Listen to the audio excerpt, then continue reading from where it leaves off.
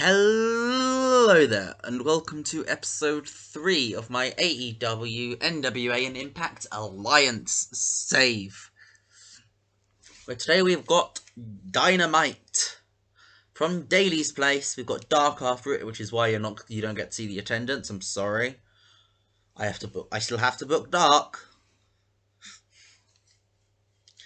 But we got kicking off Dynamite. If you're new around here, make sure to subscribe for daily Total Extreme Wrestling content.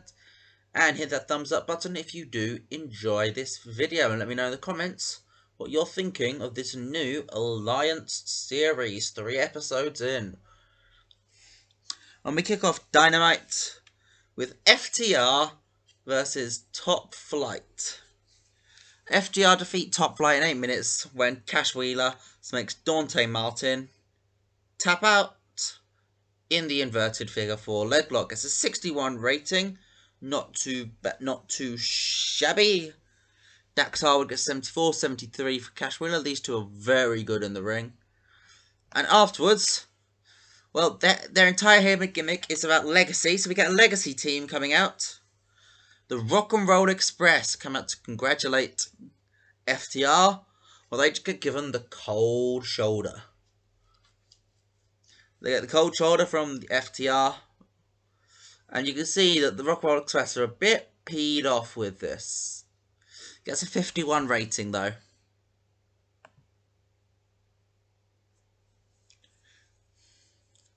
Team Taz are in the ring. Taz cutting a promo on Darby Allin. And you get shots of the rafters where not only Darby Allin is up in the rafters, but in a separate part of the rafters, Sting's up there. Sting will not be waiting out an entire year up there like he did in WCW. The collective attention span is nowhere near that long. Sting will be coming down shortly, but Sting and Darby are both up in the rafters.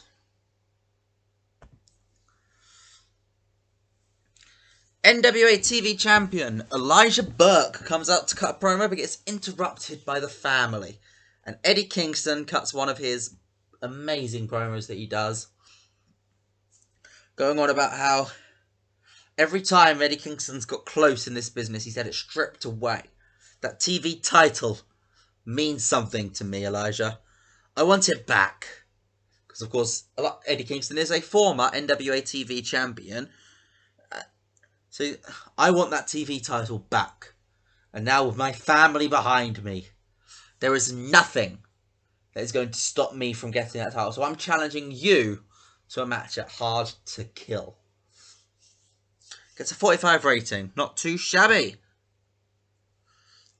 We get a sit-down interview segment here with Cody Rhodes, Alex Marvez, Cole in the interview.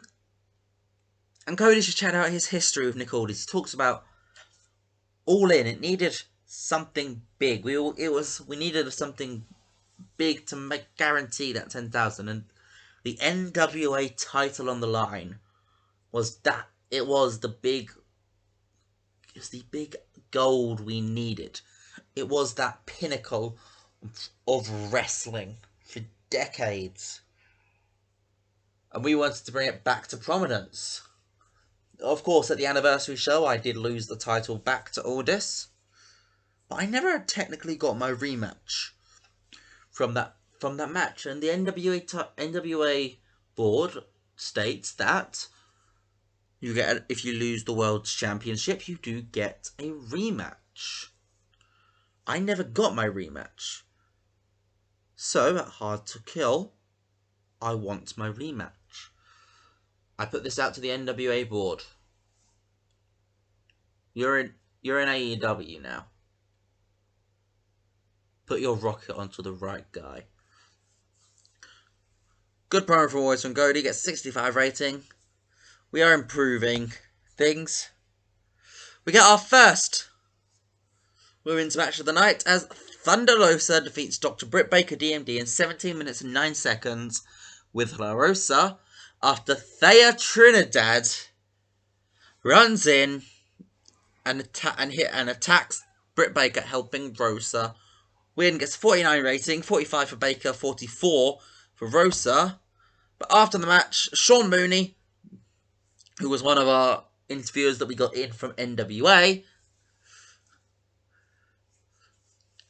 comes and he goes, well, what's going on here? And Thea Trinidad takes the mic. She goes, you don't know me? I am Thea Trinidad. And I am the new manager, a business associate for Thunder Rosa. And how hard to kill, the women's champions might be unified. They might be looking for have a singular women's championship. And that singular women's champion will eventually be Thunder Rosa. It's 52 rating, good stuff.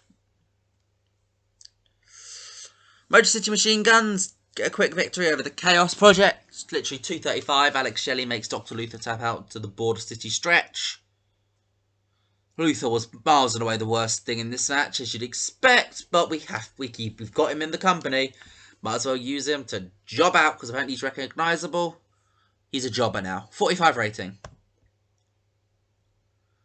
And after the match, the Young Bucks come out onto the stage with their AEW Tag Team Championships, and they just hold them up to the Motor City Machine Guns in the ring.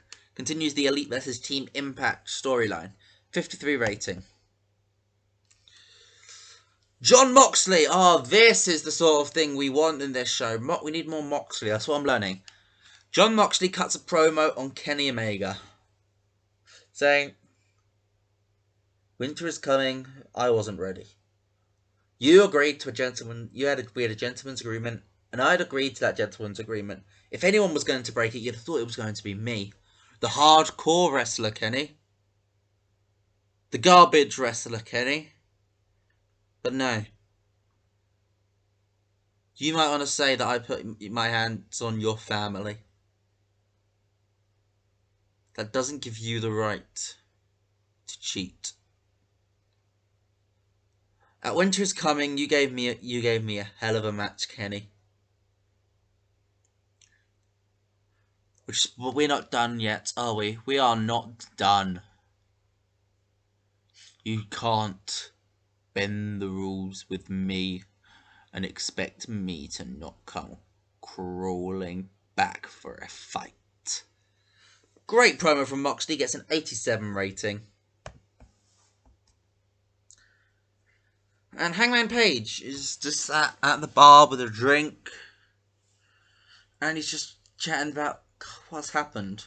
The Bucks, I mean, we weren't really friends, but them and Kenny, I never expected them to go like this.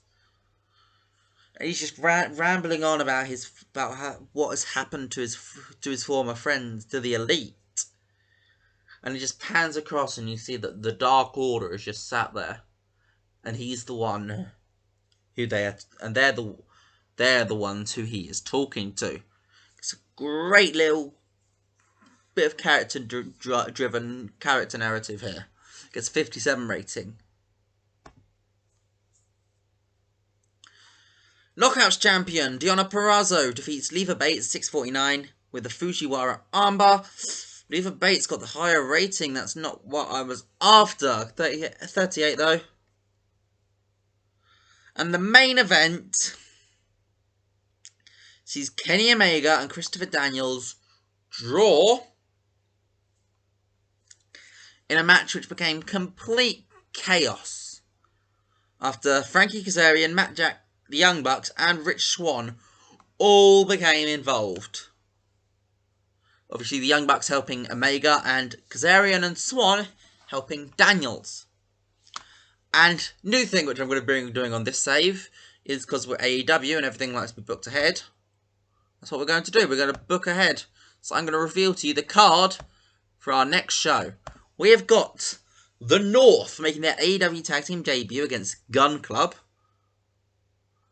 in our Knockouts Tag Team Championship tournament. We've got Ali and Rosemary teaming up against the last Tag Team Women's Champions, Diamante and Ivelisse. X Division Champion Manic will fight Angelico. The Inner Circle of MJF, Wardlow and Jake Hager takes on Matt Hart, takes on Hardy Party.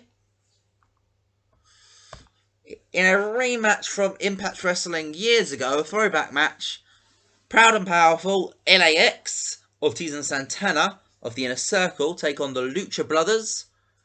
And our main event, Rich Swann will team with Christopher Daniels and Frankie Kazarian to take on the Elite of Kenny Omega and the Young Bucks.